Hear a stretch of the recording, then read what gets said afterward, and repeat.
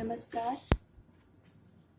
आज हम बात करेंगे आधुनिक काल, प्रारंभ, परिस्थिति एवं प्रवृत्ति विषय पर। तो जैसा कि आप लोग जानते हैं कि हिंदी साहित्य का आधुनिक काल का जो प्रारंभ था वो 19वीं शताब्दी के आरंभ से माना जाता है। हालांकि साहित्य में आधुनिकता की आरंभिक सीमा का निश्चय करना कठिन है। होता क्या है कि विचारों के क्षेत्र में बहुत सी बातें पहले से ही संचित होती रहती हैं, लेकिन साहित्य के रूप में उनका प्रकाशन देर से होता है।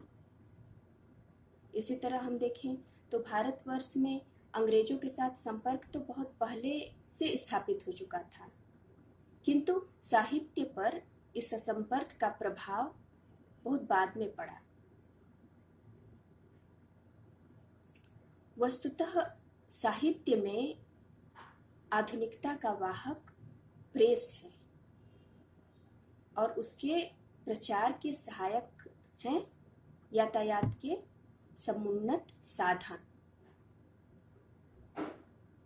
हिंदी साहित्य के इतिहास में आधुनिक काल के विकास का क्रम अगर हम देखें तो यह एक शताब्दी पहले से ही प्रारंभ हो गया था।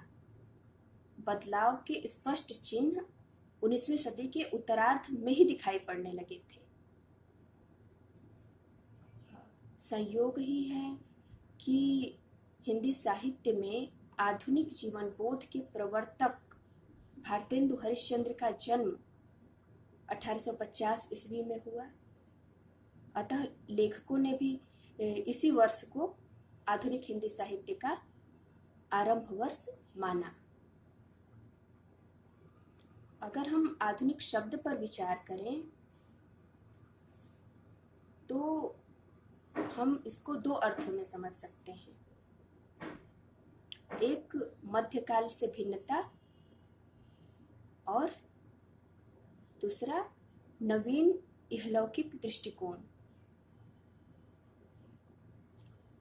मध्यकाल जो था वो अपने अवरोध, जड़ता, रूढ़िवादिता के कारण स्थिर और एक रस हो चुका था। इसमें एक विशिष्ट ऐतिहासिक प्रक्रिया ने उसे गद्यात्मक बनाया। मध्यकालीन जड़ता और आधुनिक गद्यात्मकता को साहित्य और कला के माध्यम से समझा जा सकता है या हम समझ सकते हैं। जैसा कि ऊपर बता चुके हैं कि आधुनिक शब्द का जो दूसरा अर्थ है वो इहलौकिक दृष्टिकोण है। धर्म, दर्शन, साहित्य, चित्र आदि सभी के प्रति नए दृष्टिकोण का आविर्भाव हुआ। मध्यकाल में पारलौकिक दृष्टि से मनुष्य इतना अधिक आच्छन्न हो गया था कि उसे अपने परिवेश की सुध ही नहीं थी। पर आधुनिक युग आते आते वह अपने पर्यावरण के प्रति अधिक सतर्क हो गया। आधुनिक युग की पीठिका के रूप में इस देश में जिन दार्शनिक चिंतकों और धार्मिक व्याख्याकारों का आविर्भाव हुआ, उन सब की मूल चिंताधारा इहलौकिक ही है। सुधार, परिष्कार और अतीत का पुनराख्यान, ये सभी कुछ नवीन दृष्टिकोण की ही देन है। आधुनिक युग की ऐतिहासिक प्रक्रिया का ही परिणाम है कि साहित्य की भाषा भी बदल गई। ब्रजभाषा की जगह खड़ी बोली ने ले ली। अगर हम मध्यकाल पर विचार करें तो मध्यकाल ईश्वर केंद्रित जीवन दर्शन से संचालित है। आधुनिक काल ईश्वर की केंद्रीयता का विकल्प खोजता है और ईश्वर के स्थान पर मनुष्य को प्रतिष्ठित करता है। भक्ति काल की जितनी धाराएं हैं सभी के केंद्र में ईश्वर है। उसकी प्रकृति में भिन्नता हो सकती है, लेकिन ईश्वर केंद्र में है और मानवीय जीवन की सार्थकता को ईश्वर के संदर्भ में ही परिभाषित किया गया है या परिभाषित किया जा सकता था उस समय। आधुनिक युग ईश्वरोन्मुख सार्थकता की अवधारणा को अस्वीकार करता है। आधुनिक दृष्टि मानवीय अस्तित्व को सामाजिक राजनीतिक संदर्भों में ही व्याख्यायित करती है। मोक्ष और मुक्ति की अवधारणा आधुनिक भावबोध में निरर्थक हो जाती है। मनुष्य की अवधारणा के रूप में हिंदी साहित्य के इतिहास में या कह सकते हैं कि मनुष्य की अवधारणा के जो रूप थे वो हिंदी साहित्य के इतिहास में कई बार बदलते रहे हैं। आदिकाल में क्या होता है कि मनुष्य का ईश्वर की महिमा से युक्त रूप में वर्णन होता है। भक्ति काल में ईश्वर का मनुष्य के रूप में चित्रण होता है और आधुनिक काल में आकर मनुष्य जो है वह सारे चिंतन का केंद्र बनता है और ईश्वर की धारणा व्यक्तिगत आस्था के रूप में स्वीकृत होती है। साहित्य या कला में उसका चित्रण प्रासंगिक नहीं रह जाता। मध्यकाल या मध्यकालीन चिंतन की एक प्रवृत्ति जो है वो सत्य की अवधारणा से जुड़ी हुई है। मध्यकाल में सत्य की अवधारणा में एक विशेष प्रकार का अमूर्तन दिखाई देता है। और आधुनिक काल में क्या होता है कि आधुनिक काल में सत्य के स्थान पर यथार्थ शब्द के प्रयोग का प्रचलन शुरू हो जाता है। यथार्थ मनुष्य के राजनीतिक, आर्थिक और सामाजिक संबंधों का समुच्चय है। इसलिए आधुनिक रचनाकार की चिंता सत्य की नहीं है, यथार्थ की है। मनुष्य के जीवन के यथार्थ को आधुनिक काल चिंतन के अमूर्तन में नहीं बल्कि उसके सामाजिक, राजनीतिक और आर्थिक प्रसंगों के माध्यम से समझता है। आधुनिक भावबोध को संभव बनाने वाले तीन विचारकों की भूमिका मुख्य रूप से निर्णायक मानी जाती है। एक तो डार्विन का विकासवाद, मार्क्स का साम्यवाद, फ्रायड का मनोविश्लेषणवाद। इन तीनों के चित्रण ने ईश्वर, धर्म और दर्शन की भूमिका को निष्प्रभावी कर दिया और रही सही कसर नीत्शे ने यह कहकर निकाल दी कि ईश्वर मर गया है। यह सब वह पृष्ठभूमि थी जिसने आधुनिक भावबोध की चेतना और तर्क प्रणाली को एक ठोस आधार दिया। इस आधुनिक भावबोध का विश्वव्यापी प्रसार भी हुआ और इसके शुरुआत, जो आधुनिक भावबोध की शुरुआत सामाजिक चिंतन में और साहित्य में हम 19वीं शताब्दी से मानते हैं और 19वीं शताब्दी से होता भी है। भारतेंदु का जन्म वर्ष 1950 ईस्वी होने के कारण हिंदी के कई आचार्यों ने हिंदी में आधुनिक काल का आरंभ 1950 से ही माना है। लेकिन इतिहासकारों का मत कुछ अलग है।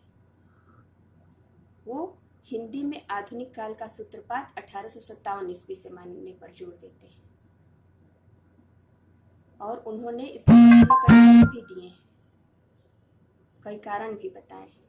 पहला कारण तो यह कि 1857 पूंजीवाद और साम्राज्यवाद बनाम सामंतवाद की मुठभेड़ का वर्ष है। सामंतवाद और पूंजीवाद के इस संघर्ष में सामंतवाद की पराजय होती है और पूंजीवाद साम्राज्यवाद के माध्यम से अपनी सत्ता स्थापित करता है।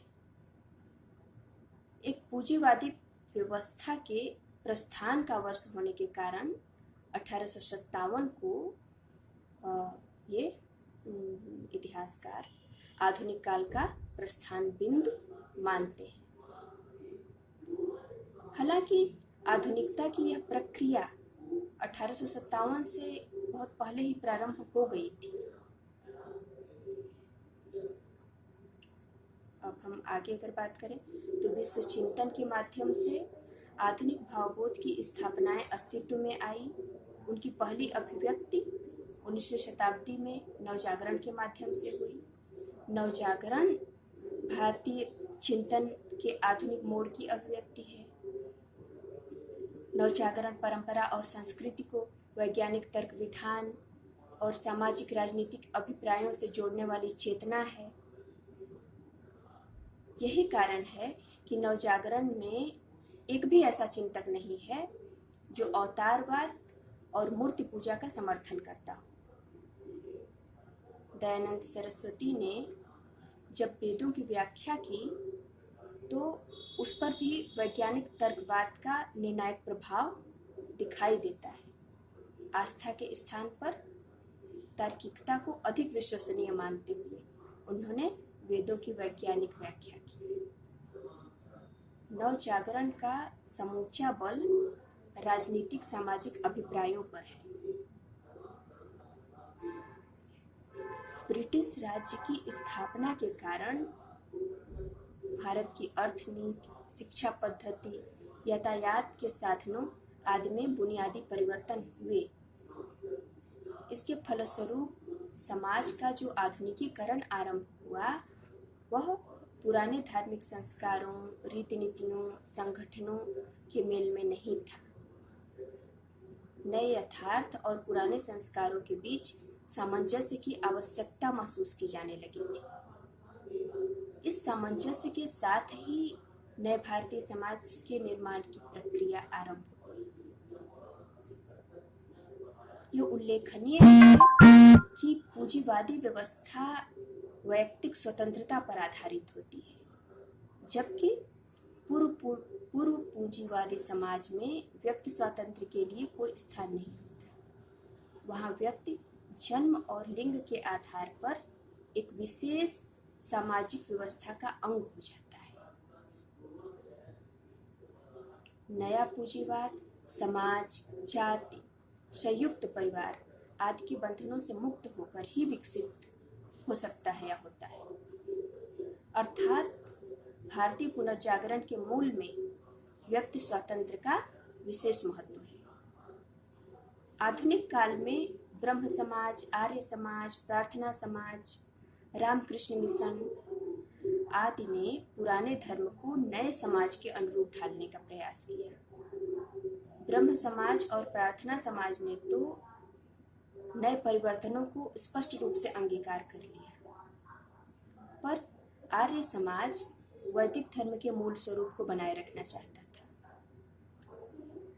किंतु इसका यह अर्थ कदापि नहीं है कि आर्य समाजी वैदिक युग की रीति नीति में लौट जाना चाहते थे। उस समय की राजनीतिक, सामाजिक और सांस्कृतिक विचारधारा पर आर्य समाज का प्रभाव विशेष रूप से पड़ा। मध्यकाल में नए परिवेश के फलस्वरूप जाति प्रथा, छुआछूत, बाह्याडंबर आदि के विरोध में भक्ति आंदोलन उठ खड़ा हुआ।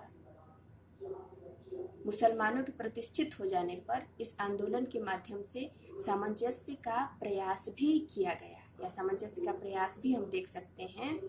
किंतु नए युग में नए प्रकार के सामंजस्य की आवश्यकता महसूस की जाने लगी। मध्यकाल का जो सामंजस्य था वो भावनामूलक था। उस काल के बहुत से भक्त और संत अंतर्विरोधों के भी शिकार थे, पर आधुनिक काल में भावना से काम नहीं चल सकता था। उसके स्थान पर तर्क, विवेक और बुद्धि से काम लेना अनिवार्य हो गया था। ब्रह्म समाज, आर्य समाज, प्रार्थना समाज, रामकृष्ण मिशन, थियोसॉफिकल सोसाइटी आदि की मान्यताएं बहुत कुछ बुद्धि, विवेक और तर्क पर ही आधारित है। पश्चिमीकरण की प्रक्रिया ने नए अर्थतंत्र, शिक्षा प्रणाली, संचार जाल आदि के कारण आरंभ हुई। जो पश्चिमीकरण की प्रक्रिया है वह नए अर्थतंत्र, शिक्षा प्रणाली, संचार जाल आदि के कारण ही आरंभ हुई। बहुत से लोग इसे पश्चिमीकरण न कहकर आधुनिकीकरण कहते हैं। दरअसल पश्चिमीकरण शब्द बहुत संगत है भी नहीं। पश्चिमीकरण से पश्चिम की रीति नीति, आचार व्यवहार, वेशभूषा आदि के अंधानुकरण का भ्रम होता है। आधुनिकीकरण, जबकि हम आधुनिकीकरण की बात करें तो वह एक दृष्टिकोण है जो कि वैज्ञानिक विचारधारा से बनता है और मूलतः इस लोक से ही संबद्ध होता है। छुआछूत, जाति प्रथा, स्त्री पुरुष में भेद आदि का विरोध, स्वतंत्रता, समानता आदि का समर्थन इस तथ्य का सूचक है कि इस समय तक नवीन मानवतावाद का आविर्भाव हो चुका था। यूँ तो संस्कृत के शास्त्र ग्रंथों और मध्यकालीन संत भक्तों की वाणियों में भी मानवतावाद मिलता है, पर वह सर्वत्र ईश्वरवाद से संदर्भित है। कबीर ने हिंदू मुसलमान के भेद पर प्रहार भी किया तो यह कहकर किया कि वे सभी ईश्वर की संतान हैं। कर्मकांड की निंदा उन्होंने इसलिए की कि वह ईश्वर प्राप्ति में बाधक है। पर आधुनिक काल में मनुष्य की समता, स्वतंत्रता आदि का सामाजिक न्याय के आधार पर समर्थन किया गया। आधुनिक काल का अधिकांश साहित्य अपने को पहचानने तथा पाश्चात्य बंधनों से छुटकारा पाने का इतिहास है। अतीत के गौरव को इस देश के सभी भाषाओं में अभिव्यक्त किया गया। आप सभी इस बात से अवगत होंगे और ये भी जानते होंगे कि इस गौरव के मूल में पुनरुत्थान न होकर नवीन जागरण ही अधिक क्रियाशील था। यदि कहीं पर इस पुनरुत्थान की ध्वनि सुनाई पड़ी भी तो कालांतर में समाप्त हो गई। राष्ट्रीयता इस काल का दूसरा प्रमुख स्वर था। 1947 ईस्वी तक इसमें कहीं भी शिथिलता नहीं दिखाई पड़ती। स्वतंत्रता प्राप्त करने के पश्चात यह स्वर आत्मालोचन में बदल गया, किंतु 1960 ईस्वी के आसपास आधुनिकता का जो प्रभाव हिंदी साहित्य पर पड़ा उससे साहित्य प्रगति की दिशा ही बदल गई। आज हम इतनी ही बातें करते हैं। शेष अगले वीडियो के माध्यम से हम आपके सामने रखेंगे। धन्यवाद।